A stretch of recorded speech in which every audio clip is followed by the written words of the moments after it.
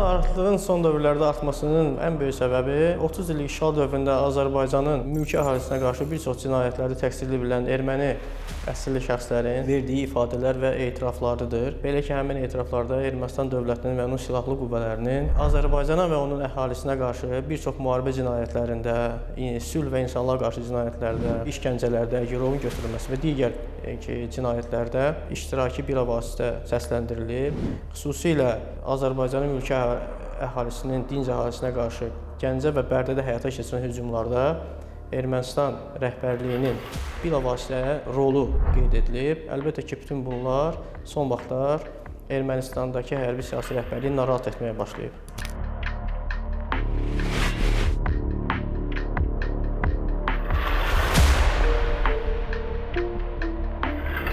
İkinci Qarabağ müharibəsində rəsmi İrəvanın hərbi qərarların alınmasına dəlalət edən bir neçə fakt var. Lakin bu məsələni Ermənistan qanunvericiliyi çərçivəsində incələsək, bunu daha düzgün təsvir etmək mümkündür. İlk öncə onu qeyd edeyim ki, Ermənistan Respublikasının Konstitusiyasının 155-ci maddəsinin 1-ci bəndinə görə Ermənistan silahlı qüvvələri Ermənistan hökumətinə tabe edir və onun tətbiqi ilə bağlı Ermənistan hökuməti birbaşa qərar qəbul edir. Həmin maddənin 4-cü bəndinə əsasən isə müharibə zamanı Ermənistan silahlı qüvvələri birbaşa ölkənin Ali Baş Komandanına tabe edir. Sadəcə bu iki fakta diqqət yetirsək, onların yəni Ermənistan dövlətinin törədilən müharibə cinayətlərində hansı dərəcədə iştirak etdiyini anlamaq mümkündür. Lakin bununla yanaşı həmin faktı gücləndirən digər arqumentlər də var.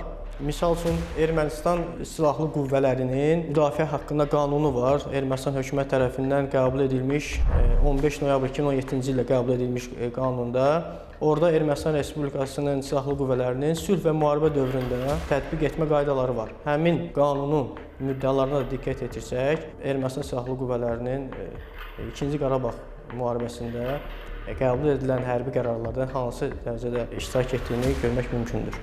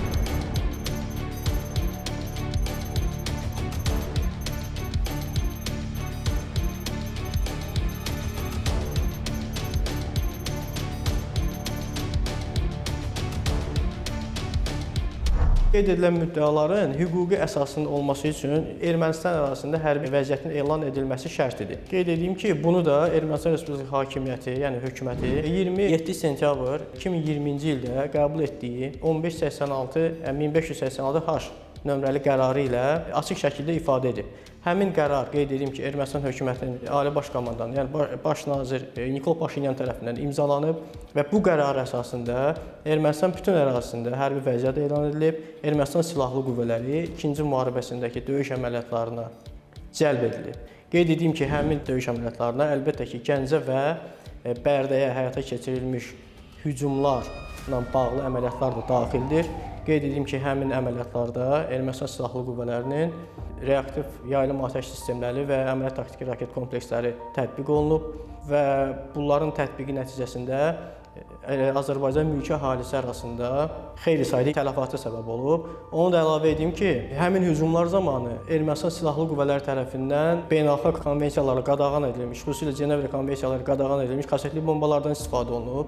Qeyd edeyim ki, həmin fakt mötəbər beynəlxalq təşkilatların hesabatlarında, misal üçün Amnesty International, eyni zamanda Azərbaycan Respublikasının Baş Prokurorluğunun müvafiq ekspertizaları nəticələri müəyyən edilib. Bununla yanaşı onu da qeyd edə bilərəm ki, həmin hesabatların əsası ondan ibarətdir ki, bunlar hücum edilmiş ərazilərdən raket parçaları tapılıb və onların təhlili aparılıb, hücumlar təhlil edilib və bu təhlil və ekspertizaların nəticəsində belə bir qərara gəlinib. Qərar nəticəsində müəyyən edilib ki, Ermənistan Respublikası Silahlı Qüvvələrinin tabeliyində silahlanmasında olan xüsusilə Smerç reaktiv yaylım atəş sistemləri, eləcə də İskəndər və Elbrus əməliyyat taktiki raket komplekslərindən istifadə olunub. Qeyd edim ki, bu silah sistemləri Ermənistan Respublikası Silahlı Qüvvələrinin baş qərargahının raket qoşunları və artilleriya idarəsinin tabeliyində olublar.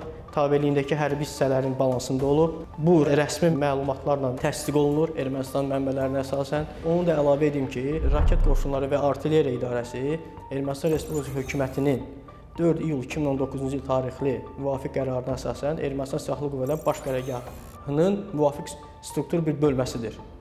Dolayısıyla belə nəticəyə gəlmək olar ki, yəni belə bir qənaətə gəlmək olar ki, müharibə zamanı Azərbaycanın mülki yaşayış məntəqələrinə həyata keçirilmiş hücumlar Ermənistan baş qərargah rəisinin tabeliyində olan bir idarənin rəisinin müvafiq əmrləri əsasında və baş qərargah rəisinin məlumata daxilində həyata keçirilib.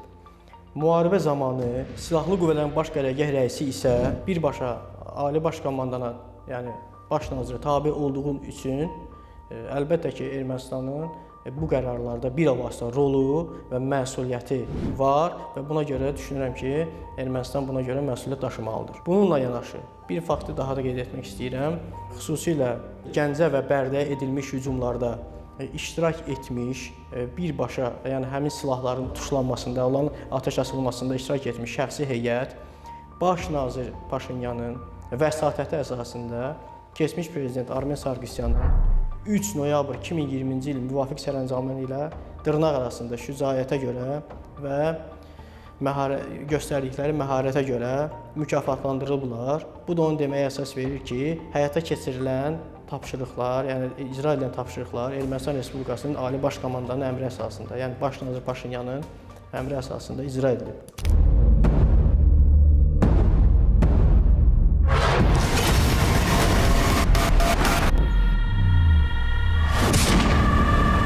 Ermənistan Respublikası hərbi siyasi rəhbərliyi qeyd edir ki, işğaldan azad edilmiş ərazilərdə dislokasiya olunmuş silahlı birləşmələr Ermənistan Silahlı Qüvvələrin bölməsi olmayıb və orada yaşayan Qarabağ ermənilər Ermənistan Respublikasının vətəndaşı deyil. Lakin Ermənistan Respublikasının Gorus şəhər məhkəməsinin 7 fevral 2025-ci ildə çıxardığı hökm bunun tam əksinə dəlalət edir. Belə ki, həmin hökmə əsasən işğal edilmiş ərazidə dislokasiya olunmuş erməni silahlı qüvvələrinin bölmələrinə rəhbərlik etmiş Cəlal Harutyunyana vəzifələrinin səhlənkar yanaşdığına və bu səbəbdən itkilərə səbəb olduğu üçün 5 il 6 ay müddətində azadlıqdan məhrum edilmə cəzası verilib. Qeyd edim ki, Cəlal Harutyunyana Ermənistan Respublikasının Cinayət Məcəlləsinin müvafiq bəndinə əsasən hökm oxunub və o məhz Ermənistan Silahlı Qüvvələrinin Daxili Xidmət Nizamnaməsinin 31, 36.1, 39, 73 və 78-ci maddələri əsasında təqsirli bilinib. Onu da qeyd edim ki, məhkəmənin Cəlal Harutyunyana irəli sürdüyü ittihamın təsvirində qeyd olunub ki, o Ermənistan Silahlı Qüvvələrinin Ali Baş Komandanlığının, yəni Ermənistan hökumətinin hərbi vəziyyətin elan edilməsi ilə bağlı 27 sentyabr 2020-ci il tarixli qərarını icrası ilə əlaqədar yol verdiyi nöqsanlara görə cəzalandırılıb. Yəni bu fakt çox vacibdir. Yəni onu qeyd edib, bu faktla onu qeyd etmək olar ki, Ermənistan Silahlı Qüvvələri işğal edilmiş ərazilərdə yerləşən silahlı qüvvələrə birbaşa, yəni rəhbərlik edir. Bütün bunlar əlbəttə ki, onu deməyə əsas verir ki, Ermənistan Respublikasının hərbi siyasi rəhbərliyinin bununla bağlı iddiaları tamam əsassızdır və yalan ritorikadan başqa bir şey deyil.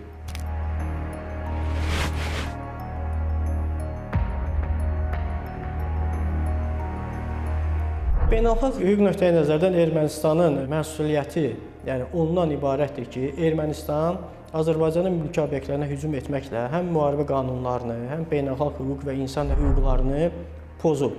Söhbət əlbəttə ki, Ermənistan öhdəlik götürdüyü Cenevre konvensiyaları, Haqa konvensiyaları, BMT-nin müvafiq qətnamələrindən gedir Qeyd edim ki, Ermənistan Respublikası 7 dekabr 1993-cü ildə Cenevra konvensiyalarına və onun birinci və ikinci əlavə protokollarına qoşulub. 1977-ci ildə qəbul edilmiş Cenevra konvensiyalarının birinci protokolu isə beynəlxalq münaqişələrdə müdafiə qurbanlarının müdafiəsinə aiddir. Həmin protokolun 52-ci maddəsinə görə isə mülki obyektlərə hücum qadağan edilir. Eyni zamanda hərbi hücumların yalnız ciddi şəkildə hərbi hədəflərlə məhdudlaşdırılması tələb olunur. Bu hər iki bənd konvensiyada göstərilən və Ermənistan öhdəlik götürdüyü hər iki bənd Ermənistan Silahlı Qüvvələri tərəfindən 2-ci Qarabağ müharibəsində ciddi şəkildə pozulub. Həmçinin onu da əlavə edim ki, 2-ci Qarabağ müharibəsində Ermənistan Respublikasının silahlı qüvvələri törətdiyi hərbi cinayətlərlə, yəni mülki yaşayış məntəqələrinə hücumları təşkil etməklə 26 aprel 2002-ci ildə qoşulduğu Avropa İnsan Hüquqları Konvensiyalarının 2-ci və 3-cü maddələrində pozub. Bir şey daha əlavə etmək istəyirəm. Ermənistan silahlı qüvvələri 2-ci Qarabağ müharibəsində sadəcə olaraq beynəlxalq hüququn normalarını pozmayıb. Eyni zamanda Ermənistan ali hərbi rəhbərliyini, yəni qəbul etdiyi hərbi siyasi qərarlar nəticəsində o öz ölkə daxilindəki qanunvericiliyi də pozub. Belə ki, Ermənistan Cinayət Məcəlləsinin 390-cı maddəsinə görə müdafiə vasitələri olmayan və mülki obyektlərin hücumu qəti şəkildə qadağan edir və bunu beynəlxalq hüquq normalarının pozulması kimi qəbul edir.